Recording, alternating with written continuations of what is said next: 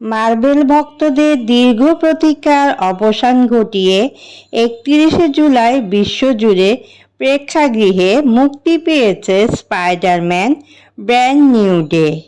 তার মধ্যে সারা বাংলাদেশে একদিন আগে মানে 30শে জুলাই এসেছে এই স্পাইডারম্যান। চট্টগ্রামে বালি আর্কেডে স্টার সিনেপ্লেক্সে এই সিনেমাটি চলছে।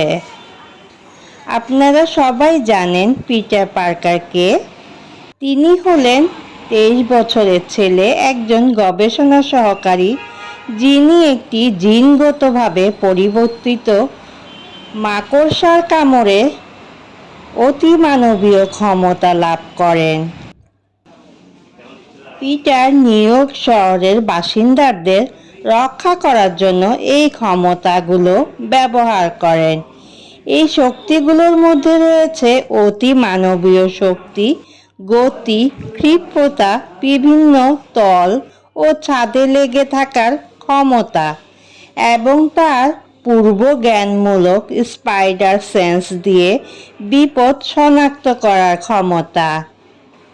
বিশ্বকে বড় বিপদের হাত থেকে বাঁচাতে পিটার পার্কার নিজের পরিচয় গোপন করে ডক্টর স্ট্রেঞ্জের জাদুতে একদম তার বান্ধবী এমজে ও তার বন্ধু নেড সহ পৃথিবীর সব মানুষ তাকে ভুলে যায়। পিটার একটি ছোট্ট ঘরে একাকী ভাড়া করে নিঃসঙ্গভাবে থাকতে শুরু করে। নিজের হাতে কাপড় সেলাই করে স্পাইডারম্যানের নতুন একটি স্যুট বানায়।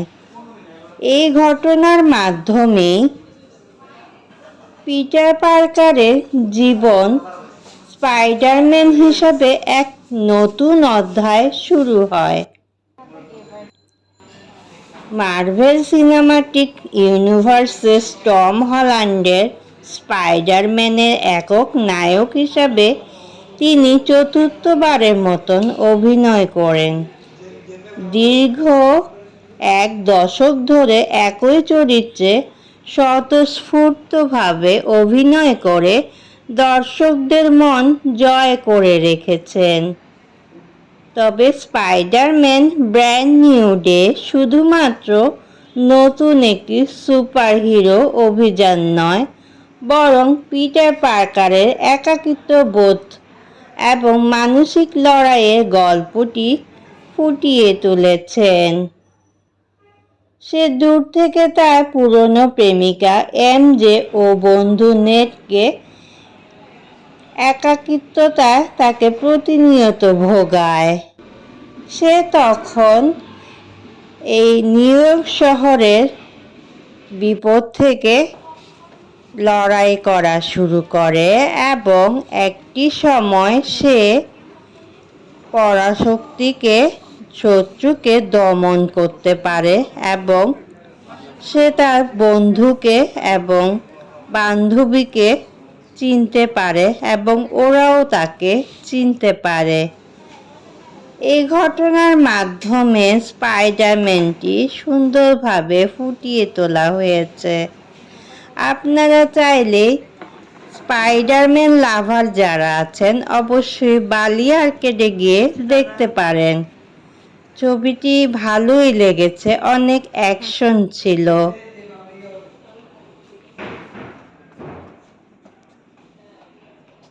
আমরা এই মুভিটির টিকিট অনলাইন থেকে কেটে রেখেছিলাম একদিন আগে থেকে। মুভিটি 500 টাকা করে টিকিট ছিল।